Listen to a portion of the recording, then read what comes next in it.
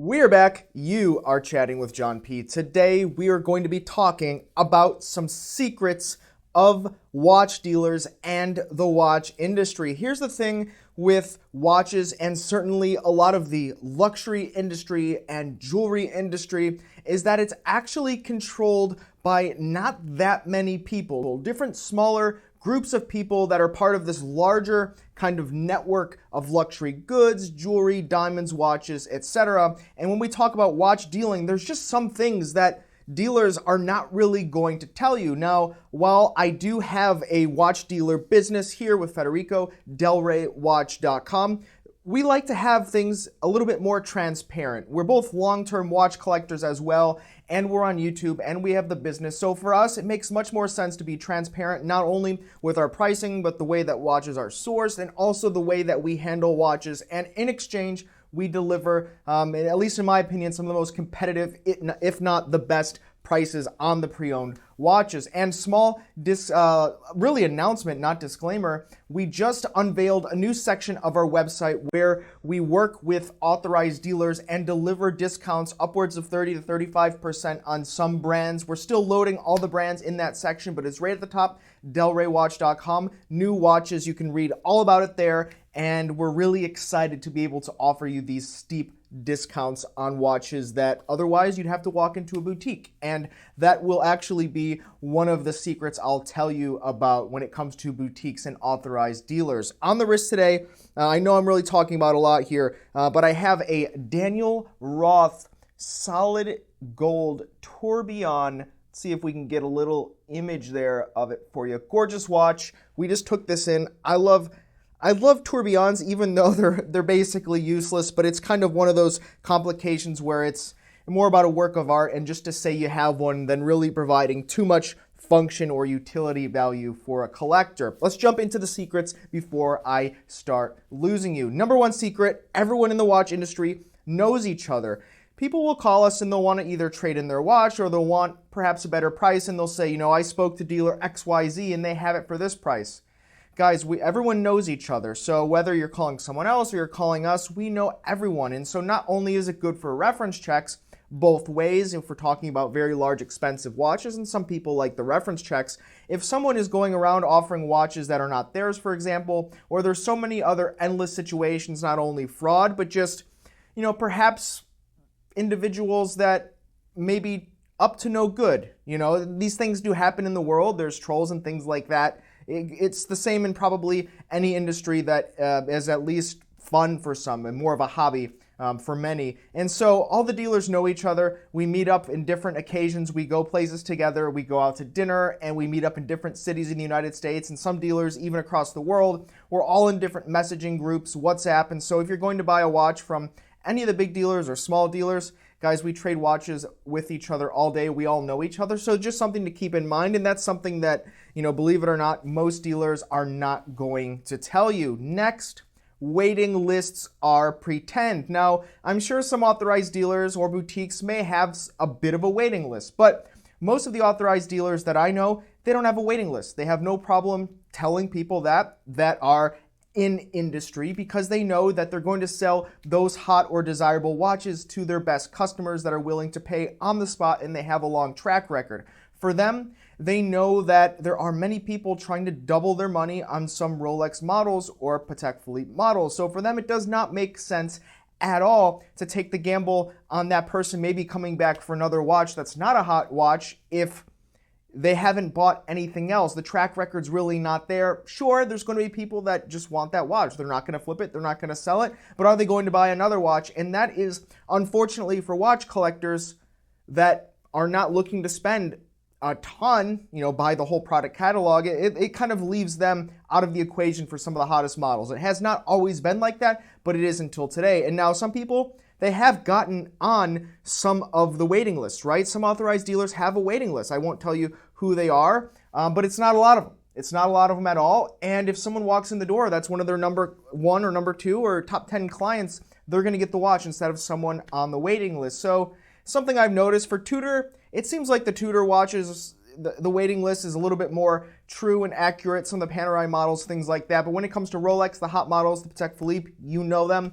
the waiting lists are just really not that real. Next, this one's a bit of a bummer, but it's true. And it doesn't mean that there's anything necessarily wrong with the watches. We all love watches of different types, brands, shapes, sizes, and functions, but most watches are just not that rare. There are many dealers out there, many traders, many collectors that will go endlessly on the forums and talk about how, oh, this Rolex Submariner is so rare, there's waiting lists, years, blah, blah, blah.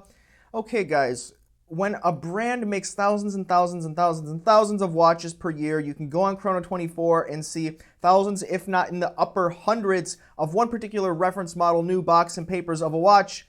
I'm sorry, the watch is just not rare. It's just in the hands of people that are looking to sell them and not in the hands of the authorized dealer or boutique. So when we talk about certain models, especially modern contemporary watch models, the watches are generally just not rare unless, of course, it's truly limited in production, maybe 250 pieces or something like that. And that's not something that you see in current production Rolex. There are some exceptions. We don't know the exact numbers, but you do have the rainbow and certain other watches that there is a level of scarcity. But when you go on Chrono24 for all the other models, the rarity is just not there. Also, we have the Singapore Patek Philippe watches and some of the others, which truly, there's not a lot on the internet, but talking about something that's a modern watch that can just keep being produced into the future, the rarity is not there. If you love the watch, go for it. But if you're buying it based on rarity and there's tons of them on the internet, the watch is just not rare, unfortunately. If you need rarity, look into something like vintage or ultra limited production runs or high-end independent manufacturers like FP Journe, even though FP Journes tend to float around quite a bit in current times, and I think maybe even into the future they will increase production because the brand has begun to be adopted by people in the finance district in New York and some traders and things like that. But I digress. We'll move on to the next secret, which is vintage watches require a lot of guesswork very often. Now, when vintage watch collectors like to shop, in my experience, and I'm also a vintage watch collector to some degree, and certainly I've traded a lot of vintage watches as well. Vintage watch collectors are very specific. They want to know where the watch came from. They want to know the provenance. They want to know about all the parts. They want to know if the watch has gone through the service center. They want to know who wore the watch directly from the authorized dealer when the watch was sold in the 1940s from Rolex. A lot of these things come into play. It's much more common in vintage than modern, definitely hands down. But the issue is, most of the time you just don't know. Unless you have all those trinkets, all the documentation, the box, the papers, that is extremely rare to come by currently because up until recent times, the last decade and certainly the last 5 years, increasingly, watches were just a thing. They were not really works of arts or rarities or almost antiques at this point. It just wasn't a thing. Now it's a hobby. Now it's almost an art form in some roundabout way. And so now these things are important, but because those things are missing for most watches is largely why the watches have become so valuable, so scarce, and so rare when we're talking about vintage. And so there are a lot of people, including on eBay, Chrono24, that just make stuff up. I think it's, extremely distasteful to put those kinds of ideas into people's heads because they start propagating and people are reselling the watches saying that it came from this, that, and the other, and it just didn't. And when we talk about originality of the watch, and it's for a lesser known brand perhaps, even up until Omega's, not that Omega is lesser known today, but it was certainly less popular back then compared to the Rolex equivalent. Everything is not totally connected. You can't really match up the case necessarily with the movement. And so when you get into these subtleties, for a dealer to guarantee that it's original, you have to do so much homework. You have to hope the brand's on your side. Not all the brands are on your side. Vacheron will do an extract, but then again, a lot of other brands will not do extracts. So there's so much guesswork. There's a lot of vintage watch dealers out there that make stuff up. There are some vintage watch dealers that put in so much time, it blows my mind. People like Eric Wind and a couple of others, they do put in a lot of the time to do all the research, call people, and use every single resource they have at their disposal, whereas most people, especially in Chrono24, and certainly outside of the US and parts of Italy, for example, things are made up. So something to keep in mind, and it's certainly part of the vintage watch industry that provides kind of different levels of quality of vintage watch dealers. So next, most watchmakers just do not know watch models. They'll know everything about the movements,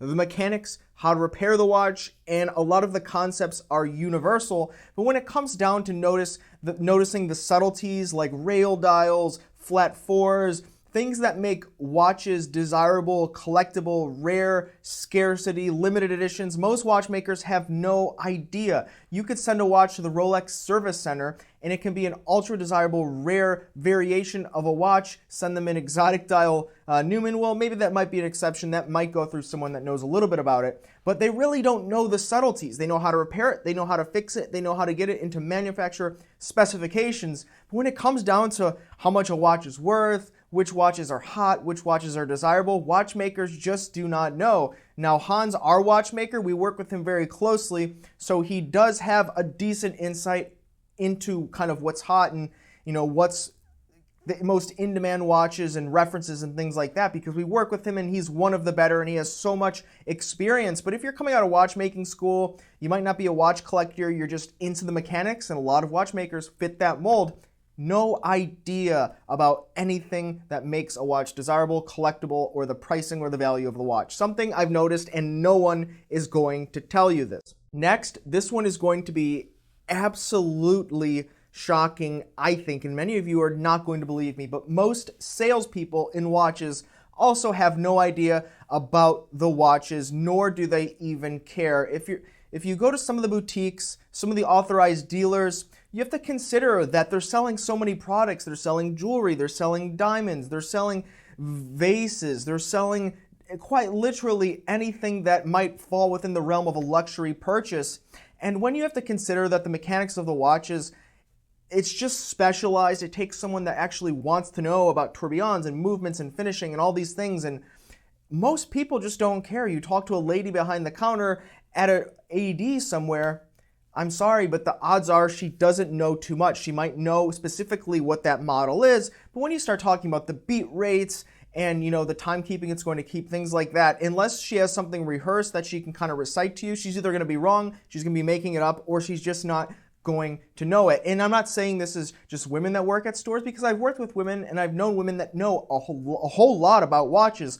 But the odds are you walk into a store, they just don't know. And I think sometimes people get kind of disappointed, right? Perhaps you live outside of a city center, you go to the mall, you walk in, you're really excited to talk with someone that knows watches. Even when I was just starting out with watches, I would go to a store, and there was a store that sold watches, Christophe Claret, Ulysse Nardin, Frank Mueller, when it was hot at the time, and some other high-end manufacturers, and the people working there, they had no idea. They would just push you into whatever was making them the most money, and you wanted to talk about the movements, and they just didn't know enough, not even enough to be dangerous. So I want to hear actually in the comments below, how many of you people have worked with watch salespeople or watch professionals that really just didn't know their stuff when you got down to the business? Would love to hear about that in the comments below, and I'd also love to hear about anyone that really knows their stuff and you were actually pleasantly surprised. Let's say you walked in a boutique and the guy knew everything about that movement and you were blown away, because I would love to be blown away with that as well. Leave that in the comments